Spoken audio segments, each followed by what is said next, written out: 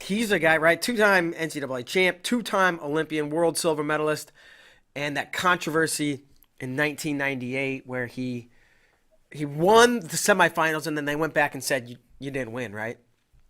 Yeah, that's one of the tragedies of this because he really doesn't deserve to be that low. Although being on the top 100 alone just shows that you have a unique place in wrestling history. But I think he deserves at least another world medal or a world title, and that would catapult him up numerous spots if he has that on his resume. And you just see as we're going into the 50s and going to that level, like, hey, just multiple and actually having a world gold medal, that means a lot and it carries a lot of weight because it's so hard to get that it just feels like he's low. But again, politics got in the way, and you hate to see that happen. Yeah. And speaking of world champs, right? The first ever freestyle world champion for the United States was Fred Fozzard in 1969. He comes in at number 77. I thought that was interesting. And then you said, you tack on another medal or two and it can really catapult you. One person I think catapulted herself great, especially this past 3-4 months, was Sarah Hildebrandt, right? She had uh, um, a couple world silvers and an Olympic bronze now, right? She got that second silver and that bronze in summer and fall of 2021. So she really kind of moved up on this list, and she may not even been on it. One-time world silver medalist. You can make an argument either way, but yeah, she did a bunch of work this summer. Wouldn't you say? She did, and as we went through this list, I'm sure you remember this, that we had to hold off until the end of the World Championships because it was such a unique year that you had Olympics followed by the World Championships, and so we knew there was going to be some people on here that would move up and really increase their stock, and then there would be some people that were off the list that were going to move on, and Sarah Hildebrandt was one of those. She had that world silver, 2 WCWA championships, 4-time finalist, but to actually get that bronze at the Olympics, which is huge, and then get another world silver just a few weeks later, that put her in a unique space. Now she has 3 world Olympic medals, the 2 women's college national championships. She got on the list because of that. So it's cool to see you earn your way on it in a real short period of time, because hopefully we never see a situation like this where we have Olympics followed by world championships this close. Yeah, absolutely. And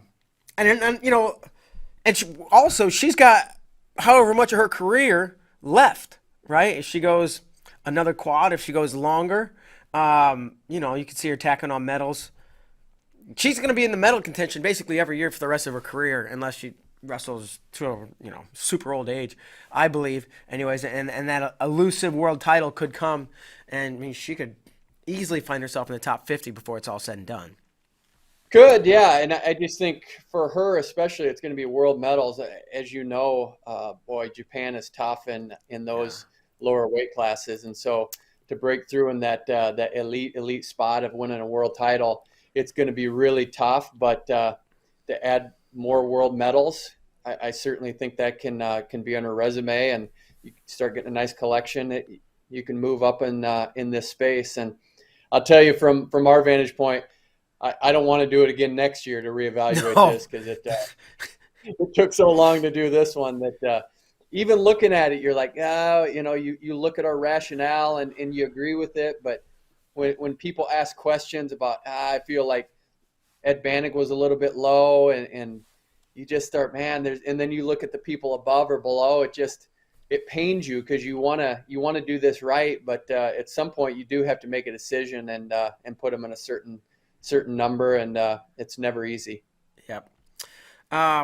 Another guy I didn't know. There's plenty of people on this list who I didn't really know about or know much about at all before we started. The encyclopedia, that is. Kyle Klingman knows everything about everybody who's ever wrestled. Bill Smith. I thought that was interesting. Tell me about Bill Smith.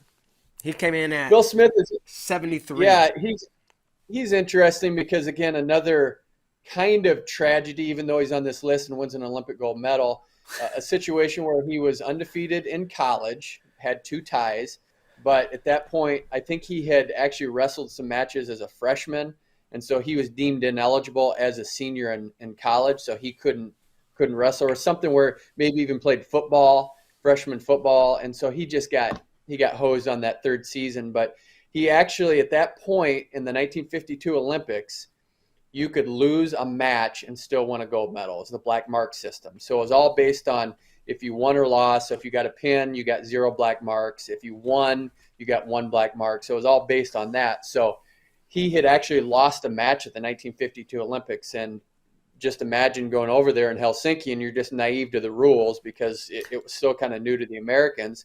And so when it comes to the medal ceremony, he stands on the third place spot, and the referee or the official actually says, no, you go up to the gold medal stand. You won the gold medal. So imagine thinking you got a bronze medal, and to be told at the medal ceremony you actually won a gold medal and you had no idea.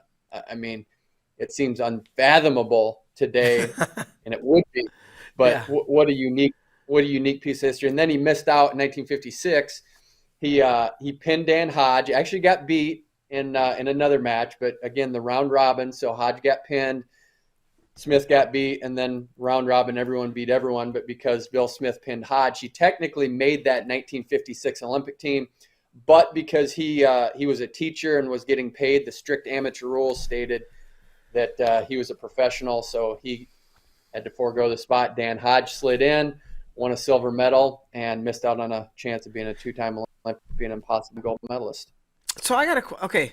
This amateur, strict amateur rules back then. He was a teacher, right? And that's like a profession, right? I'm guessing that's what it was. It's not like he was wrestling for money. He had a job. Had he, I don't know, worked as a janitor or worked at McDonald's, or like, I don't know if you know the answer, but would that have, if you have any job, a gas attendant?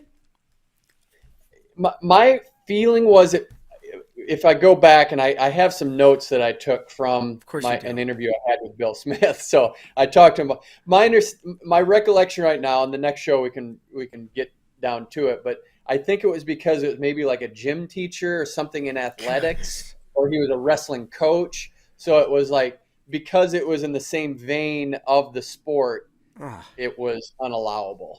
That's my recollection. So I'll go look back and see if I can. He's deceased now, but I'll look back and see if I can find out what exactly went down there. But it's just, Gable had the same scenario. I think Gable in '72, he had to he took money for a wrestling camp, and I think his dad actually paid it back for him. He didn't know because he didn't want to get in the way of his training, but it was strict. You could not accept money, and that's why, boy, the floodgates opened, especially in 1992 for the Dream Team. You remember the basketball team coming in, and you could actually get those paid players, and it all was precipitated on that 1988 team. They used all those college players, and they got the bronze medal that year. So a lot changed in '92.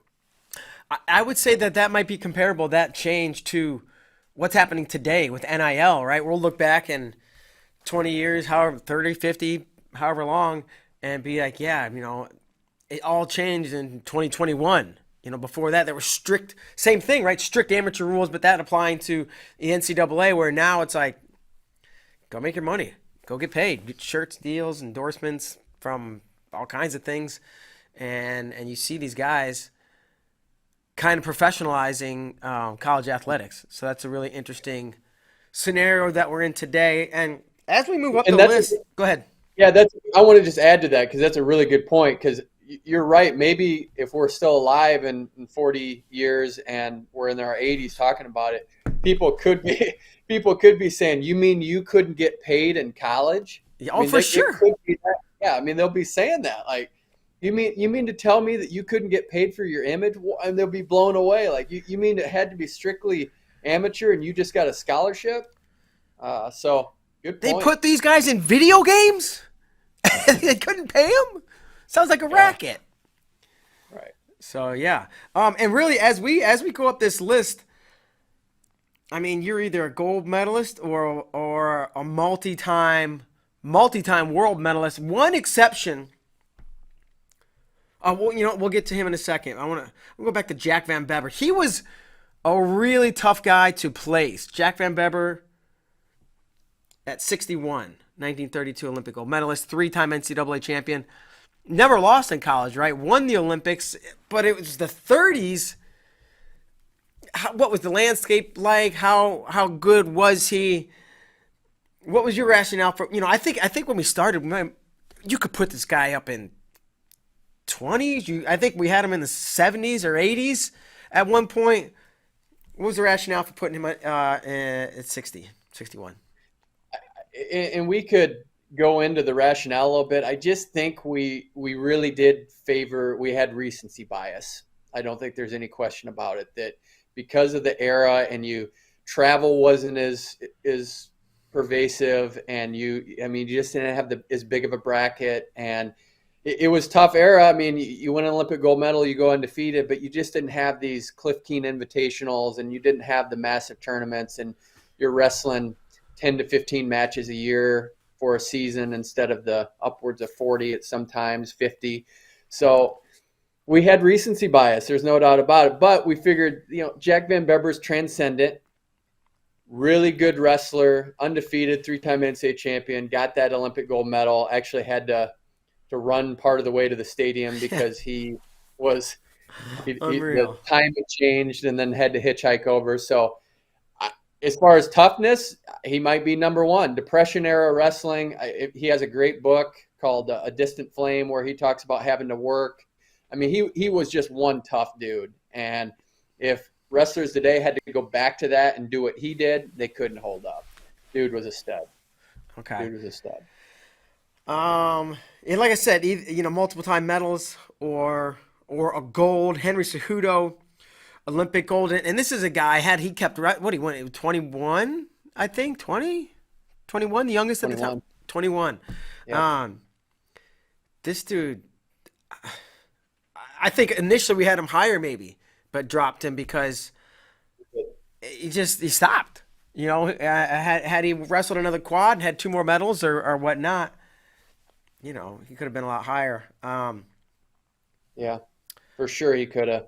Yeah, and it was tough to know because, you can't bash an Olympic gold medal. I mean, it's the high bar, but you made one world team, won an Olympic gold medal, have no NCAA credentials, and you made another go at it the following cycle, and then you got beat in the semis there of the 2012 Olympic trials to the East Lansing Strangler. So just tough to know, but we had to drop him because body of work does play a factor. Okay, coming in at 59, Pat Smith. It was like, where do you put him, right? I don't think he ever made a world team, right? Never had a medal at the world stage, but he did something nobody had ever done before and laid the foundation. And really, only 3 or 4 of the people have done that. Kale, Dake, and Stever. Am I missing anybody? Just those 4? Well, that's it for D1. For D1, yep, that's it. D1. Yeah. Yep. So he came in at 59. I thought that was fair. People might say he should be lower, but he did something nobody had ever done, right, to that point in time. Correct. Exactly. And I think he's about the right spot. And we actually got a Twitter question on that we were tagged on is why would he be so low? And it's right. There's only 4 of them, and you only have 4 shots, and you got to be perfect. You got to be 4 for 4 in that scenario. But again, we weighted world teams, and when you get into the mix of all the guys are together, he made it to the finals of the '96 Olympic trials. Got beat by Kenny Monday, so that's a nice piece of work there too. You're close to the high bar and almost made an Olympic team, but just don't have any world or Olympic experience on your resume. It's just tough to know where to put it. Whereas other guys like, hey, Brett Metcalf is 2-timer and has 4 world teams. Yep. So. I thought it was cool, and it just played out this way that Clarissa Chun, the announcement gets made that she's the head coach of the Iowa women's wrestling team. A week or 2 later, this episode 4, I guess it was. And Olympic bronze, world gold, 5-time world team member. It was cool to see Clarissa on this list. I mean, we put her on there, but I thought it was cool, and I thought the timing was pretty cool. It was. I think we had her on Monday, and then it got announced Thursday, so it was just a few days later. So it was hard to not ask about it and say, "Hey, what do you think?" But she was gonna be on there soon enough. But I agree. Just someone that really followed a path. Hawaii was the first state to implement girls high school wrestling, and you see the benefit of it. And had she not been in Hawaii and had they not sanctioned girls wrestling, the first one, she would not be on this list. So the power of sanctioning girls wrestling, that's just a very powerful statement, and why it needs to happen for all 50 states, and why we need to make sure that that gets started. And still mad at some of these states like Iowa and PA and Ohio that aren't on board yet. So she's proof that it makes a difference. How long do you think those three states are on board? They're big I wrestling don't states, know. right? Iowa, Pennsylvania, Ohio. I know, and Iowa's the one where I am that hurts me the most, because thank goodness the Iowa Wrestling Officials and Coaches Association stepped up and started end of the year tournament, but it's still not an exclusive women's sport. And Iowa's unique in that they have two governing bodies. They have a male and female, so they work separately from each other. So the oversight is different. You would think that you'd be all on board, want to promote women's athletics. You'd think a state like Iowa that values it as much as we do, we wouldn't be that behind, but we really are. And shame on Iowa. I'm embarrassed for this state. It's not good. Tell me how you feel. Let it out. Come on. So Greg Gibson, a unique. There might be. Is there one or two other people on this list that split? Because Greg Gibson was Greco and freestyle, world team member, world medalist, actually Olympic medalist in Greco, and a three-time world medalist in freestyle. Pretty unique. Yeah, yeah. My recollection is he made multiple world teams in both, and I think he medaled twice in both. So he has two medals in freestyle, two in Greco. Actually has one in Sambo too, which is the submission form of wrestling. But wow, I mean that's crazy to be able to have that on your resume, that you were able to get medals in both Olympic and world competition. And man, it's just no one's done that. Chris Taylor made Olympic team in both styles same year in 1972. Didn't medal in the Greco part. Actually, the famous throw, if you've seen that, where Chris Taylor's getting launched by Wilfred Diedrich, that was in the Greco portion. But in the freestyle portion, he got a bronze medal. So he did it at the Olympic Games in 72. And then there was actually a situation, I think in 1962, where the freestyle team, they didn't have a Greco team. So the freestyle team just said, hey, we'll do the Greco too. So they were both, What? like Bobby Douglas was a Greco guy too for the one time, because they just said, we don't have a Greco team. We're going to throw all the freestylers over there, and they got slaughtered. I remember because we did this list. I do remember Bobby being, and I was so impressed that he wrestled both. I didn't realize that he wrestled both because everybody wrestled both. All the freestyle guys. So that's interesting. So, I mean, just the names on this list, right? Ed Bannock, Larry Kristoff, who won like 5 or 6 medals. Shear, Steve Frazier, Patricia Miranda, the first woman to win an Olympic medal. Stephen Neal, Stephen Abbas. I mean, Bobby. Now we're like Olympic gold. Bobby Weaver, Lubu. It was tough to know where to put him because he was so dominant and has so many big wins over so many big people, right? he does, and that's a tough one, because I think he's as dynamic and as entertaining as anyone on the list.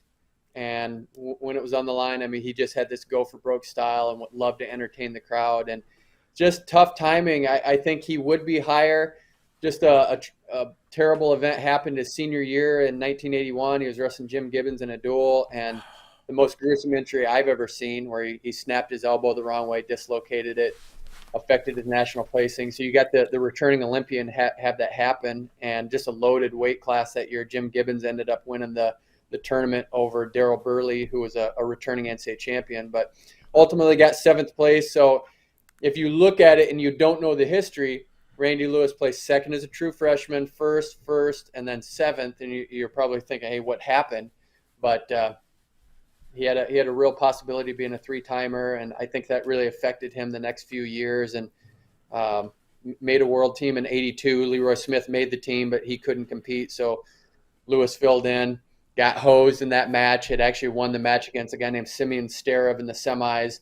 They went in the back room and turned it over. So same thing that happened to Kerry McCoy happened to him. So I did not know that. Again, yeah, some circumstances, and that's one of the all-time great matches. I mean, it's so entertaining if you ever get a chance to watch it. I think it ended up being like 11-11, and Randy won it, but they went back room, changed it, and he should have another medal on his resume. So you just get hurt by politics and circumstances, and I'd like to see Randy way up higher, but it's just it's too bad he has to be at 52. I didn't know that they got changed in the back room, and 11-11. It seems like Randy Lewis always, maybe not always, but it seemed like a lot of times he had a lot of really high scoring matches. He did. He loved to go for the pin. He loved to show off to the crowd. He loved the oohs and the ahs, and he did it for that reason. He loved being in the spotlight. And I think on the video, the stat is he wrestled 27 world or Olympic medalists, beat 24, and wrestled 9 world champs and beat 8, or world Olympic champs and beat 8. So you just look at his record and how many people he wrestled. It's one time we did a 6 degrees of separation of if he could get to how many different people he could beat through 6 degrees of separation of people he beat. And he beat almost everyone. He actually has a win over Karelin, just the way we did it. So Get out of here. I'm serious, man. I mean, he had 1 win, and that guy beat someone, and we were able to get Karelin in 6 moves. So it's a remarkable wrestler, man. If we had FloWrestling at that time, he'd be one of those guys that would skyrocket. Highlight reel. He had the yeah, he would be. And so I know in 1984 there was the Leroy Smith, Randy Lewis controversy and court and everything else to get onto the Olympic team. But you said that in '82 they wrestled and Leroy won but got injured?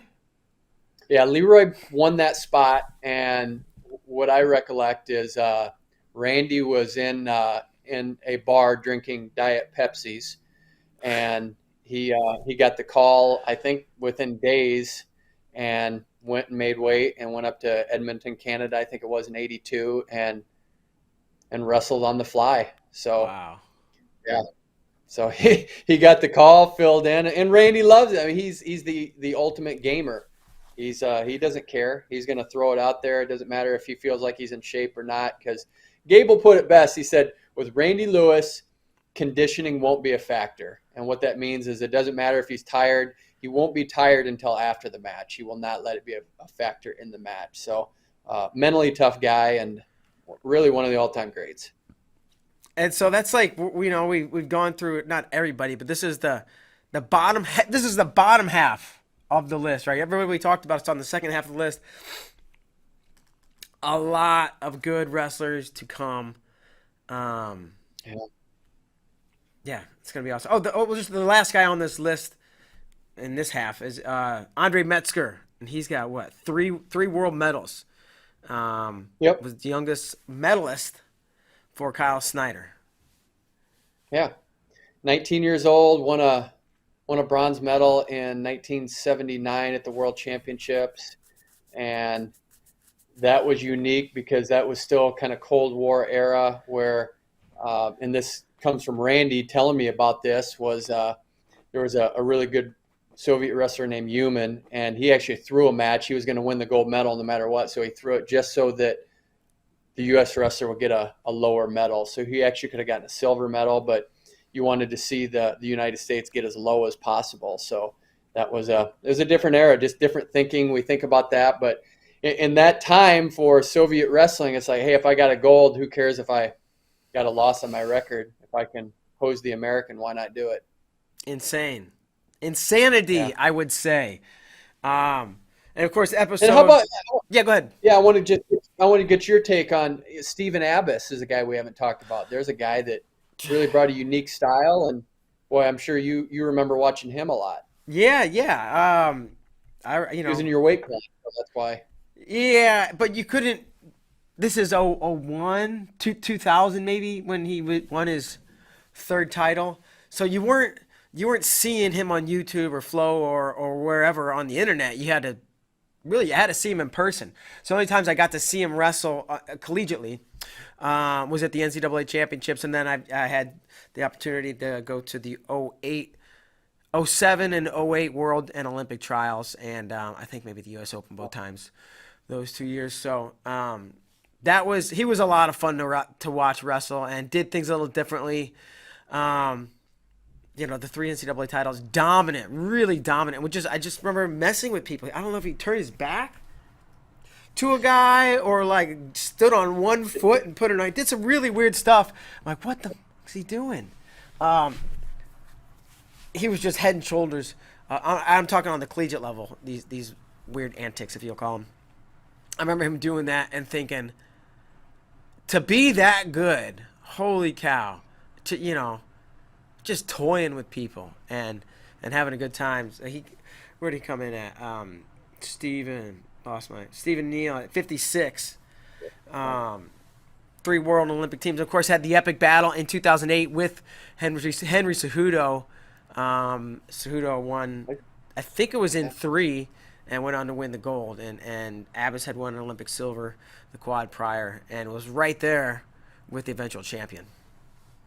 Yeah, and if you ask Mike Malanconico, he credits Abbas for a kind of a I don't want to say a revolution, but just for a shift in the way we view the sport and just some different techniques. So again, we talk about transcendent qualities. I Yeah. think Stephen Abbas is one of those guys that really changed the sport in an important way. Yep. So that's kind of rounding out the bottom half of this. Any overarching thoughts or I know you know the answers, but thoughts on the top 50? The top 50, I just think in talking to people, I think some people have asked me questions, especially someone just brought it up yesterday and saying, how could Ed Bannock be that low? And their next thought was, I can't wait to see who's going to be in the top 50. And also some comments of people of, I didn't know these guys, which I think is a great education. And I'm really proud of that part of this project, is that you really are educating people on some wrestlers you probably haven't heard of and some credentials that are pretty impressive that you probably didn't know about. And I think a guy like Greg Gibson's a great example of, here's a guy who's medaled in two different styles and really has that on his resume, which is unique in American history. So I'm really proud of that part of it. Argue where you think someone should be, fine, but just that we're getting these names out there and you get to see who they are and learn about their credentials. I think that's the best part of this. Yeah, one thing I thought was really cool. I recently saw Jordan Burroughs, and we were working on something else, but he kept asking about this list. He's like, asking about the project, asking about you and me and how we came up with the list, and this was a couple weeks back, so we're a couple episodes, earlier. But he's like, how about, and he'd say a name. How about so-and-so? Are they on the list? Yeah, they are. What about this guy? Yeah. What about this girl? Yeah. How about so-and-so? No. Huh. Right? But I mean, like, and then he must have been, I don't know what he was looking at, but he was sitting behind his computer. He's scrolling through some kind of list of accomplished wrestlers, and he's, how about so-and-so? How about so-and-so? How about so? And he never asked, where am I? Though I'm sure he figures he's one of the top two or three. I almost said, do you want to know? But I didn't. And but he was super into it, and he thought it was really cool. Kind of like what you were saying. Just talking about some of these people. A lot of fans have never heard of Jack Van Bebber, right? Who's Greg Gibson and so on. So I was really excited to see him so into it and wanting to know who's on the list, trying to pick my brain, trying to kind of understand the gravity of this whole thing. So pretty awesome. Yeah, Yeah, my dad tunes in every time. He's so excited to see the next list. I mean, he's like giddy, and he has a little sheet in his office where he's actually writing down. He's doing a countdown on his own where he's writing down each name. So kudos to my dad for being gung ho on the project. And he's one of the people that has said, he'll go through the 10, and like I've heard half of them, haven't heard the other half, which I think is awesome that people are knowing about it. And it's funny when you just see popularity play a factor. And I don't know if you saw Ben Askren actually posted it on his Instagram. I'm sure you have because you're good friends with him. But people were kind of saying, hey, you deserve to be way higher, Ben, and you're way too low. And not knowing that there's some people with some really high credentials. And so it's, again, there's just a lot of good people. And there's just some really good people that pain me that are not on the list. And hopefully after the complete list we'll go through who those people are and dive into the process even deeper. But there's some people that pain me that aren't on the list. Yeah, pains me that Kyle Klingman's not on the list. Well, I shouldn't be. No, you shouldn't. No. So that's going to do it. We got five weeks remain, 50 wrestlers to count down. And looking forward to really the final episode, right? Counting down the top 10. And, of course, revealing the #1 best American wrestler of all time. Kyle, you got any parting thoughts before we get out of here for today? Oh, just you saying that makes me so excited. The final 50, and even when you said the final episode of the 10, I just think it gets me giddy. So I can't wait to see that final. And I'm glad for the process, but the unveiling and that you have to wait 10 weeks, I think it's fantastic. And as it's done now, I'm more excited than when I was going through it, because when I was going through it, it's painful. Yeah. It really is. We've said this, but your head hurts, and I care about people's legacies. I don't want to say, hey, this person is better than you, whatever. But at some level, if you're going to go top 100, you have to do this, and you have to filter this out in some way. And we did it the best we could, and the results will continue to speak for themselves. So that's my final say. All right, Kyle, appreciate that. Appreciate you. Episode 6, it drops this Thursday, so be on the lookout for that. And we'll be right back tomorrow with Dylan Ragusin of the University of Michigan. So for Kyle Klingman, I'm Mark Bader. Thanks so much. Have a great day. We'll see you next time.